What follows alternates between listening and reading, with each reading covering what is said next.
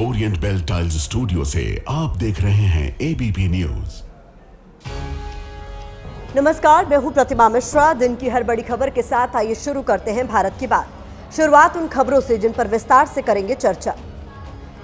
राजस्थान के झालावाड़ में स्कूल की छत गिरी, 7 बच्चों की मौत हो गई। इस सामूहिक हत्याकांड के जिम्मेदार चेहरों को आज हम देश के सामने बेनकाब करेंगे। दूसरी खबर में बात हिंदी अंग्रेजी को लेकर देश की राजनीति में छिड़ी सियासी भिड़ंत की होगी। हिंदी जरूरी है या फिर अंग्रेजी, तरक्की की भाषा कौन सी है, ये खबर भी आपके लिए होगी। तीसरी खबर यूपी बीजेपी में छिड़ी ब्राह्मण वर्सेस राजपूत वाली अंदरूनी गुटबाजी की होगी, जहां एक पूर्व सांसद ने डिप्टी सीएम की ही क्लास लगा दी।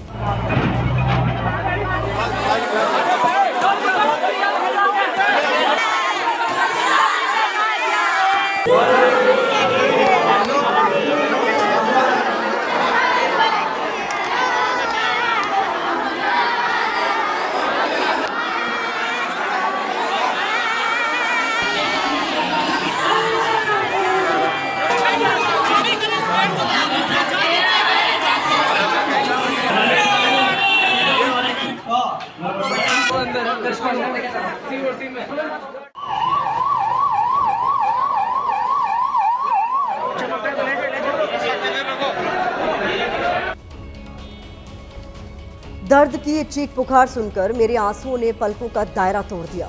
मेरी आंखें नम हो गई, क्योंकि इस आवाज में ना कोई म्यूजिक है, ना फिल्टर है, बस अपने जिगर के टुकड़ों को खोने का दर्द है।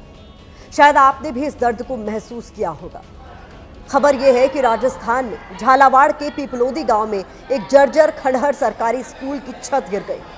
7 मासूम बच्चों की दर्दनाक मौत हो गई। कई बच्चे घायल हैं। घटनास्थल पर राहत और बचाव का काम चल रहा है।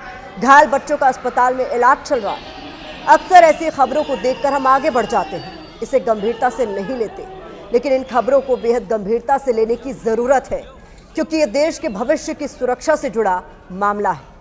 ऐसा बिल्कुल मत सोचिएगा कि ये राजस्थान के किसी दूर दराज इलाके की घटना है, बल्कि इस देश में सरकारी सिस्टम इतना जर्जर हो चुका है कि ऐसा हादसा कहीं भी, कभी भी, किसी के भी साथ हो सकता है। अब सवाल यह है कि क्या हम इसे महज एक हादसा मानकर आगे बढ़ जाएंगे, या फिर इसके जिम्मेदार लोगों को सामने लाएंगे। भारत की बात में तो आज हम इस घटना के जिम्मेदारों को बेनकाब जरूर करेंगे। मासूम बच्चों की मौत पर सरकार से लेकर पूरे सिस्टम से सवाल पूछेंगे, वरना ऐसे हादसे होते रहेंगे और जिनके कंधों पर इन्हें रोकने की जिम्मेदारी है, वो अपने एसी कमरों में बैठकर कुर्सियां तोड़ते रहेंगे।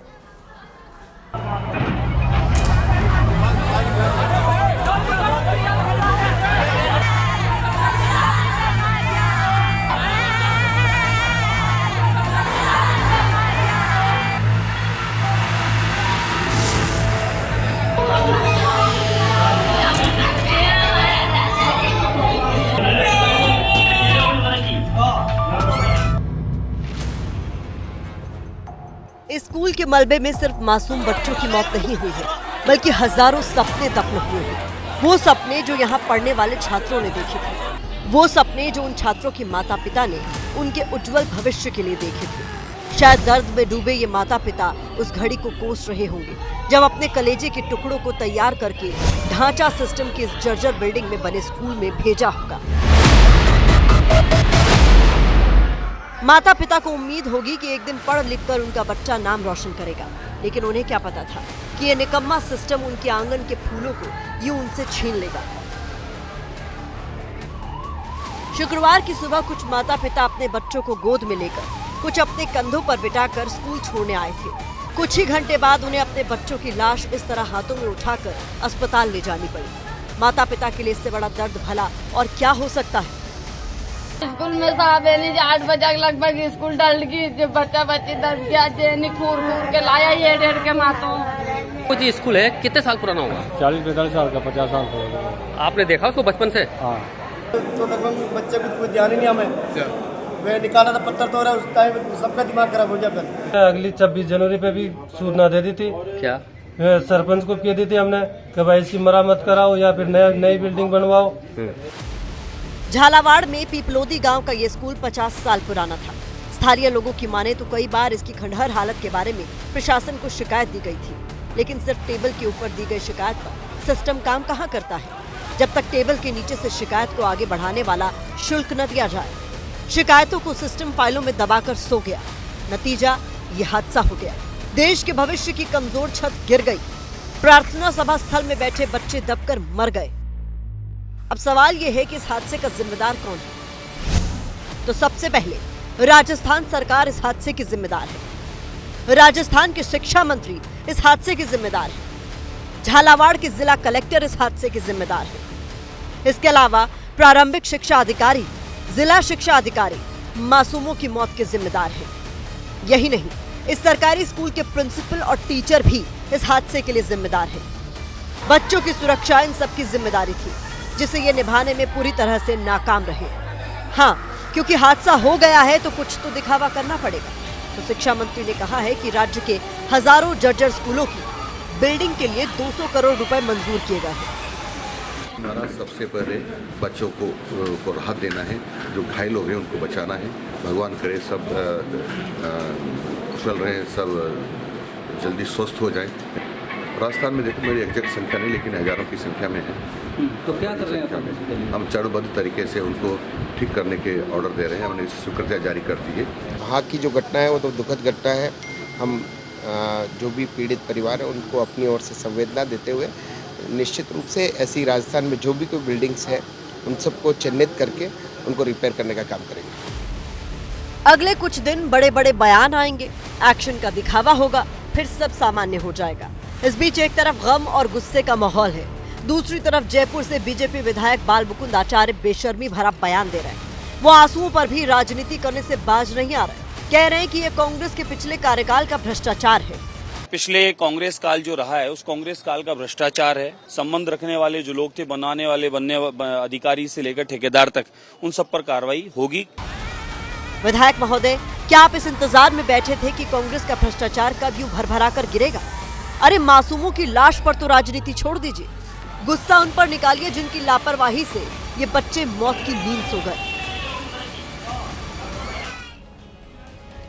आपको क्या लग रहा है कि सामूहिक हत्याकांड के जिम्मेदार लोगों पर कोई कड़ा एक्शन होगा? एक्शन हुआ। मामले में शिक्षा विभाग की कार्रवाई करते हुए स्कूल के सभी 5 शिक्षकों को निलंबित कर दिया गया। आशंका भी यही थी कि शिक्षकों पर गाज गिराकर नेता अफसर बच जाएंगे। हम आपको बताते हैं कि आगे क्या होगा। ऐसे मामलों में हमारा सिस्टम कैसे काम करता है। सबसे पहले राज्य सरकार की तरफ से जांच का आदेश दिया जाएगा। जांच के लिए किसी कमेटी या टीम का गठन किया जाएगा। इसके बाद कमेटी या टीम मामले की जांच करेगी। कुछ दिन बाद अज्ञात लोगों के खिलाफ केस दर्ज किया जाएगा। पीड़ित परिवारों को मदद राशि मुहैया करा दी जाएगी। फिर जांच चलती रहेगी और मामला रफा दफा हो जाएगा। फिर सिस्टम किसी नए हादसे का इंतजार करेगा। फिर से इस परंपरा को इसी तरीके से निभाया जाएगा। सालों से हमारे देश में यही तो हो रहा है। लेकिन क्या आपने कभी सोचा है कि यह सिस्टम कितना सिलेक्टिव होकर काम करता है? हम आपको समझाते हैं। यहाँ पुल गिरता है तो हमारे जैसे आम इंसान की जान जाती है, किसी नेता या वीवीआईपी को कुछ भी नहीं होता। सड़क धंसती है तब भी आम आदमी मारा जाता है। स्कूल की बिल्डिंग गिरती है तो आम इंसान के बच्चे ही दबकर मर जाते हैं, क्योंकि अमीरों और नेताओं के बच्चे ऐसे स्कूलों में पढ़ते कहाँ हैं जिसकी बिल्डिंग जर्जर हो, जिसकी ना छत मजबूत हो और ना ही दीवार। कुछ दिन पहले इसी शो में हमने आपको एक वीडियो दिखाया था। ये वीडियो दिल्ली के टीकरी कला इलाके में एक सरकारी स्कूल का था, जहां क्लासरूम में बारिश का पानी भरा था। बच्चे बाढ़ के बीच बेंच पर बैठे थे। ये हमारे देश में शिक्षा व्यवस्था की हालत है, जहां बच्चों को पढ़ने के लिए एक अच्छा स्कूल इंफ्रास्ट्रक्चर नहीं दे सकते। और बचपन से हम पढ़ रहे हैं कि देश का धन बैंकों में नहीं, विद्यालयों में है। झालावाड़ स्कूल हादसे ने कहीं न कहीं देश के एजुकेशन सिस्टम को कटघरे में खड़ा कर दिया है। बात जब स्कूल और शिक्षा व्यवस्था की हो रही है तो मध्य प्रदेश के रीवा और रतलाम से भी सरकारी स्कूलों में बदहाल व्यवस्थाओं की 2 बड़ी घटनाएं सामने आई हैं। अच्छा, दाल दिख रहा है? काहे की दाल? दाल में पानी है या पानी में दाल, यही सबसे बड़ा सवाल है। मध्य प्रदेश में रीवा के सीएम राइस सरकारी स्कूल में मिड डे मील के नाम पर मजाक हो रहा है। यहाँ बच्चों को दाल के नाम पर पानी परोसा जा रहा है और कच्चे चावल खिलाए जा रहे हैं। खाना नहीं खा रहे हो जी तुम? गैया खिला दिए। हाँ, अच्छा नहीं बनाए क्या? कच्चा चावल है।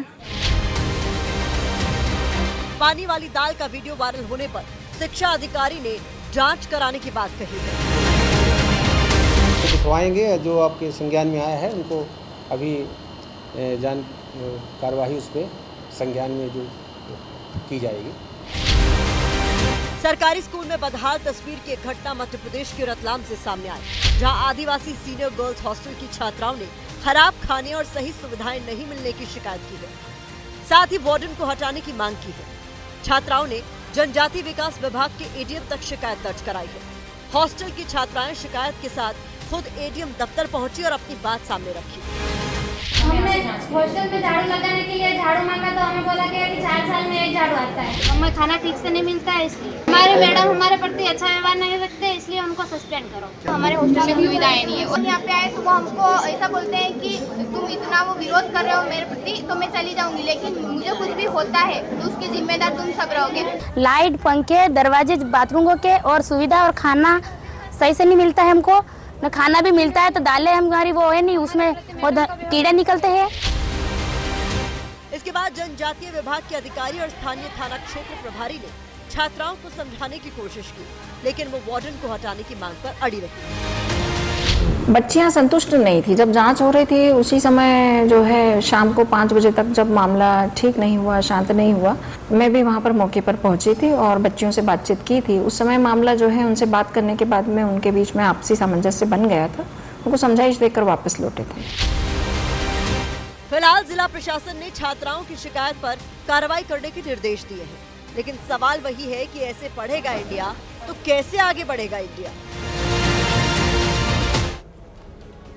और इस बड़ी खबर आपको बता दें, झालावाड़ में हादसे के बाद घायल बच्चों को जिस अस्पताल में भर्ती कराया गया उस अस्पताल के सामने सड़क बनाए जाने को लेकर कांग्रेस ने तंज किया है। कांग्रेस ने वीडियो जारी करते हुए कहा है कि एक तरफ बीजेपी सरकार की नाकामी और लापरवाही की वजह से 7 बच्चों की जान चले गई, दूसरी तरफ सरकार के मंत्रियों और बीजेपी नेताओं के लिए अस्पताल में सड़क बनवाई जा रही। बच्चों के परिजन बदहवास हैं। बीजेपी सरकार वीआईपी ट्रीटमेंट लेने में मशगूल है। ये तमाम आरोप कांग्रेस की ओर से लगाए गए। अब वक्त इस खबर पर सोशल मीडिया के ओपिनियन का है, तो यूजर्स लिख रहे हैं कि कोई बताएगा कि इन मासूम बच्चों की मौत का जिम्मेदार कौन है। देश के स्कूलों की जो हालत है, ऐसे में अब स्कूल में बच्चों का भगवान ही रखवाला है। यूजर्स लिख रहे हैं कि दीवार गिरी है या भरोसा, बच्चे दबे हैं या फिर भविष्य। आइए बढ़ते हैं आगे और अपनी अगली बड़ी खबर का हम रुख करते हैं। एक तरफ हम अपने बच्चों को अच्छे स्कूल नहीं दे पा रहे, दूसरी तरफ हमारे राजनेता भाषा पर सियासी लड़ाई में मशगूल हैं, उलझे हुए हैं। हमारी दूसरी खबर उस विवाद से जुड़ी है जो हिंदी मराठी के बाद अंग्रेजी भाषा को लेकर शुरू हुआ है। इस विवाद के केंद्र में लोकसभा में नेता प्रतिपक्ष राहुल गांधी का एक बयान है। राहुल गांधी गुरुवार को दिल्ली के इंदिरा भवन में थे। इस कार्यक्रम में कांग्रेस अध्यक्ष मल्लिकार्जुन खड़गे और तेलंगाना के सीएम रेवंत रेड्डी भी शामिल हुए थे। इस कार्यक्रम में राहुल गांधी ने अंग्रेजी में शिक्षा की जमकर वकालत की। पहले आपको राहुल गांधी का वो बयान सुनवाते हैं। What is the most important factor in education for progress? English. The single biggest determinant of success of progress in India is an English education. Meaning an English education is much more powerful in India today than an education in a regional language or even in Hindi. This is a surprising fact, but it is a fact. I'm not saying that Hindi is not important, regional languages are not important. They're very important. But what is determining progress in India today is English education. वैसे तो भाषाओं की आपस में कोई तुलना नहीं है, लेकिन ये भी सच है कि किसी भी क्षेत्र में आगे बढ़ने के लिए अंग्रेजी आना जरूरी है। हालांकि इसका मतलब हिंदी को कमतर आंकना बिल्कुल नहीं है, लेकिन बीजेपी नेता जिस तरह से पहले अंग्रेजी के मुकाबले हिंदी की पैरवी करते रहे हैं, उसे अंग्रेजी का गुणगान कर राहुल गांधी बीजेपी नेताओं के निशाने पर आ गए।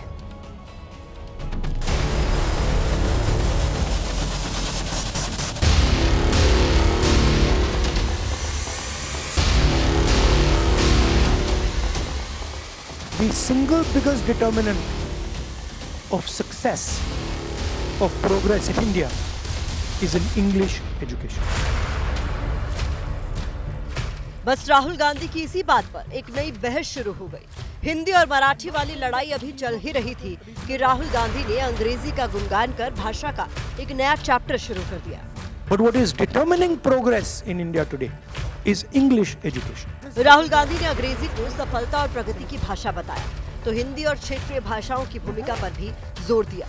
लेकिन राहुल ने असली पासा तब फेंका जब उन्होंने अंग्रेजी शिक्षा के साथ साथ दलित, महिलाओं और बच्चों को भी जोड़ दिया और बीजेपी से भाषा वाला सवाल पूछ लिया। You go and ask all the BJP people who say English must be eliminated. Which college do your children study in? Do they study in an English medium school? So my question is, why should that opportunity not be given to the poorest person in India? Why should that opportunity not be given to Dalit children, Adivasi children, OBC women? अब राहुल गांधी के बयान पर Hindi English वाली राजनीति का ककहरा शुरू हो गया है, जिसमें मास्टर जी बन गए हमारे देश के नेता, जो अब अपने तरीके से राहुल के बयान की ABCD समझा रहे हैं। उद्धव ठाकरे जी से उन्होंने पहले बताना चाहिए कि अभी सभी तरह पर इंग्लिश ही चलेगी, ना मराठी ना हिंदी। बात सही है, समय के साथ सब बदलता है, बदलाव समय की मांग है, बदलना भी चाहिए। सफलता हिंदी से भी मिलेगी, प्रगति इंग्लिश शिक्षा से भी होगी। राहुल ने सफलता के लिए अंग्रेजी को मस्ट बताया तो समाजवादी पार्टी के राम गोपाल यादव ने ऐसी परेशानी का जिक्र कर दिया जो अक्सर हिंदी बोलने वालों के साथ अंग्रेजी को लेकर आती है। हिंदी बोलते हैं तो हमें सोचना नहीं पड़ता है कि आगे हमें सेंटेंस में क्या बोलना है, लेकिन कितना ही पढ़ा लिखा क्यों न हो, जब अंग्रेजी बोलता है तो उसको सोचना पड़ता है कि ये शब्द बोलूं या ये शब्द बोलूं। वैसे अंग्रेजी हो या फिर हिंदी, किसी भी भाषा को कमतर करके आंका नहीं जा सकता, लेकिन हकीकत ये भी है कि डिजिटल पेमेंट से लेकर बच्चों की स्कूल फीस के फॉर्म तक हर जगह अंग्रेजी का बोलबाला है। तो आप खुद ही समझ सकते हैं कि अंग्रेजी तरक्की के लिए जरूरी है या नहीं।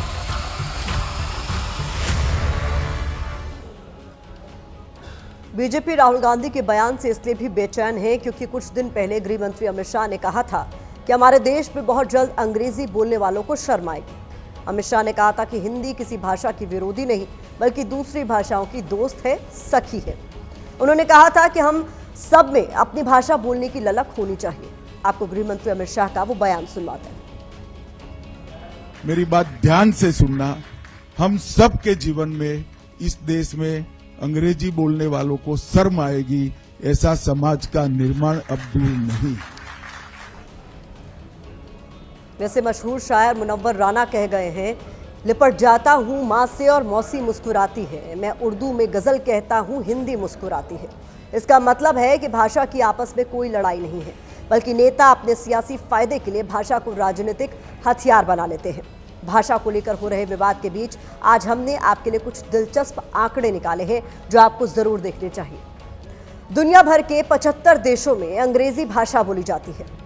साल 2023 तक दुनिया भर में करीब 1.5 बिलियन लोग यानी करीब 150 करोड़ लोग अंग्रेजी बोल रहे थे, जो वैश्विक जनसंख्या का लगभग 19% है। यह आंकड़ा अब और बढ़ चुका है। भारत की बात करें तो हमारे देश में 42% से ज्यादा बच्चे हिंदी मीडियम स्कूलों में पढ़ते हैं। इसी तरह इंग्लिश मीडियम के स्कूलों में करीब 26% बच्चे पढ़ते हैं। हालांकि इस अंतर के पीछे परिवारों की आर्थिक स्थिति भी एक कारण है। भारत में करीब 12% आबादी अंग्रेजी बोल पाती है। यह आपको बताते चले कि बीजेपी की केंद्र और राज्य सरकारें लगातार हिंदी को बढ़ावा देने के प्रयास कर रही। इसी उद्देश्य के साथ 2022 में मध्य प्रदेश में MBBS की हिंदी में पढ़ाई की योजना तैयार की गई थी। हिंदी में किताबें छपवाने पर करीब 10 करोड़ रुपए खर्च किए गए, लेकिन योजना के 3 साल बाद आलम यह है कि एक भी छात्र ने हिंदी में उत्तर नहीं लिखा है। हिंदी में जो किताबें छपी थी वो भी धूल खा रही हैं। इस विश्लेषण में हम किसी एक भाषा की पैरवी नहीं कर रहे, बल्कि सच्चाई को सामने रख रहे हैं। और सच्चाई क्या है वो इस देश के युवा से बेहतर कौन बता सकता है। तरक्की करनी है तो ऑब्वियसली हमको हिंदी इंग्लिश को साथ साथ लेकर चलना पड़ेगा। मेडिकल फील्ड और जैसे इंजीनियरिंग वगैरह उनकी सारी टर्म्स इंग्लिश में डिफाइंड है, तो अगर वो हिंदी में करेंगे तो 10 गुना मेहनत तो, और वर्ल्ड वाइड भी स्टैंडर्ड इंग्लिश ही है। ऑफिशियल यूज़ है उसमें इंग्लिश ज़्यादा हेल्प करेगी। हमारे देश में कॉमनली हिंदी यूज़ होता है, तो एक कम्युनिकेशन के लिए वो बेस्ट लैंग्वेज है, और इंग्लिश जैसे प्रोफेशनल हमारे सबसे हमारा मिलना या फिर हमारा कनेक्शन बढ़ाने के लिए इंग्लिश थोड़ा हेल्प करता है। हिंदी जो है वो एक तरह से सबको जोड़ती है। अंग्रेजी पर दिए अपने बयान के बाद राहुल गांधी फ्रंट फुट पर खेल रहे हैं। आज राहुल गांधी ने कांग्रेस के ओबीसी सम्मेलन में खुलकर सियासी बैटिंग की। राहुल गांधी ने दिल्ली के तालकटोरा स्टेडियम में आयोजित भागीदारी न्याय सम्मेलन में एससी, एसटी, ओबीसी वर्ग के मुद्दों को उठाया। राहुल ने कहा कि मैं जो ठान लेता हूं उसे पूरा करता हूं। नरेंद्र मोदी कोई बड़ी प्रॉब्लम नहीं है, उन्हें सिर पर चढ़ा रखा है। ओबीसी, आदिवासी, दलित को बीजेपी, आरएसएस मिटाना चाहते हैं। जहां हमारी सरकार होगी वहां जातीय जनगणना कराएंगे। राहुल ने जैसे ही बीजेपी पर हमला बोला, तुरंत बीजेपी ने भी मोर्चा खोल दिया। एक चीज मैंने मिस कर दी, एक गलती मैंने की। जो ओबीसी वर्ग है उसका जिस प्रकार से मुझे प्रोटेक्शन करना था मैंने नहीं। कांग्रेस पार्टी ओबीसी विरोधी है, एससी एसटी विरोधी है, वंचित वर्गों की विरोधी है। नहीं, नरेंद्र मोदी कोई बड़ी प्रॉब्लम नहीं। अब पहले तो मैं मिला नहीं था, अब 2-3 बार मैं मिल भी लिया हूं, बात समझ गया हूं मैं, कुछ नहीं हूं। कांग्रेस एक मुखौटा लगाकर खड़ी है। इस मुखौटे की आड़ में ये इमारतें शरिया में तब्दील करना चाह रहे हैं। राहुल जैसे नेता ये विषयों को लेकर निडर होके हर स्टेट में जा रहे हैं। आगे बढ़ते हैं और तीसरी खबर का रुख करते हैं। यूपी बीजेपी के कुनबे में ब्राह्मण वर्सेस राजपूत को लेकर अंदरूनी कलह की शुरुआत हो गई है। एक तरफ है राज्य मंत्री प्रतिभा शुक्ला और उनके पति पूर्व सांसद अनिल शुक्ला, दूसरी तरफ है अकबरपुर लोकसभा क्षेत्र से बीजेपी सांसद देवेंद्र सिंह भोले। दोनों पक्षों के बीच एक मामले को लेकर विवाद हुआ। यूपी के डिप्टी सीएम ब्रजेश पाठक ने फोन पर बातचीत कर बीच बचाव कराने की कोशिश की तो पूर्व सांसद अनिल शुक्ला ने उनकी ही क्लास लगा दी। या फिर हम फांसी में लटक जाएं। भाई आप अगर नहीं हम लोग सुरक्षा कर सकते हो, है ना, आपको तो डिप्टी सीएम इसीलिए बनाया गया ना कि आप ब्राह्मणों की रक्षा करोगे और ब्राह्मणों के खिलाफ मुकदमे फर्जी लिखे जाए, उनके माँ बहन गालियां दी जाए और हम लोग सब उनको वोट करते रहे। ऐसे तो नहीं चल पाएगा। फोन पर बात कर रहे ये महोदय राज्य मंत्री प्रतिभा शुक्ला के पति और पूर्व सांसद अनिल शुक्ला हैं। दूसरी तरफ फोन पर यूपी के डिप्टी सीएम ब्रजेश पाठक हैं। जैसा कि बातचीत में भी जिक्र हुआ, सोचिए, पूर्व सांसद होकर भी वो सूबे के डिप्टी सीएम से डांट फटकार जैसे लहजे में बात कर रहे हैं। आपको तो डिप्टी सीएम इसीलिए बनाया गया ना कि आप ब्राह्मणों की रक्षा करोगे और ब्राह्मणों के खिलाफ मुकदमे फर्जी लिखे जाए। अब आपको बताते हैं कि पूर्व सांसद के डिप्टी सीएम को अकड़ दिखाने की नौबत क्यों आई। दरअसल कानपुर देहात में एक बीजेपी कार्यकर्ता के खिलाफ पुलिस ने केस दर्ज किया। राज्य मंत्री प्रतिभा शुक्ला ने पुलिस पर फर्जी मुकदमा दर्ज करने का आरोप लगाया। अकबर कोतवाली के प्रभारी निरीक्षक पर गंभीर आरोप लगाए। इसके बाद राज्य मंत्री अपने पति और समर्थकों के साथ थाने में धरने पर बैठ गई। पुलिस अधिकारी मनाते रहे लेकिन हटने को तैयार नहीं हुए। जानकारी के मुताबिक जिस सभासद ने प्रतिभा शुक्ला के समर्थक पर केस दर्ज कराया था वो अकबरपुर सांसद देवेंद्र सिंह भोले का करीबी है। देवेंद्र सिंह भोले और प्रतिभा शुक्ला के पति अनिल शुक्ला के बीच लंबे वक्त से विवाद चला आ रहा है। पूरे विवाद की असल जड़ यही है। यहीं से यह मुद्दा ब्राह्मण वर्सेस राजपूत की जंग में तब्दील हो गया और अनिल शुक्ला ने डिप्टी सीएम को भी नहीं बख्शा। बाद में धरना खत्म कराने के लिए चौकी इंचार्ज को सस्पेंड किया। इंस्पेक्टर के खिलाफ जांच करने और केस खत्म करने का आश्वासन दिया गया। हमने ये कहा था कि आप जो चौकी इंचार्ज है उसको हटाइए, लाइन हाजिर कीजिए और ये मुकदमा वापस लीजिए क्योंकि मुकदमा बिल्कुल निराधार है, झूठा है। किसी भी तरह से कोई हॉट हुई नहीं थी। तहसीलदार उसके गवाह थे, सामने बैठे हुए थे, कहीं इस तरह की कोई बात नहीं थी, किसी गाली गलौज नहीं हुआ था। उन्होंने आश्वासन दिया है कि चौकी इंचार्ज को सस्पेंड किया है, लाइन हाजिर किया है। वहीं फोन कॉल की बात सार्वजनिक हुई तो समाजवादी पार्टी को चुटकी लेने का मौका मिल गया। इनकी सरकार में किसी की सुनवाई नहीं है, इनके अपने लोगों को न्याय नहीं मिल रहा। सोचिए, डिप्टी सीएम डपटे गए, डपट पड़ी उन्हें। वैसे पहले भी यूपी बीजेपी में ब्राह्मण वर्सेस राजपूत को लेकर अंदरूनी गुटबाजी की अटकलें लगती रही हैं। लेकिन कानपुर की इस घटना ने पार्टी की भीतरी गुटबाजी को सार्वजनिक कर दिया और विपक्ष को निशाना साधने का मौका दे दिया।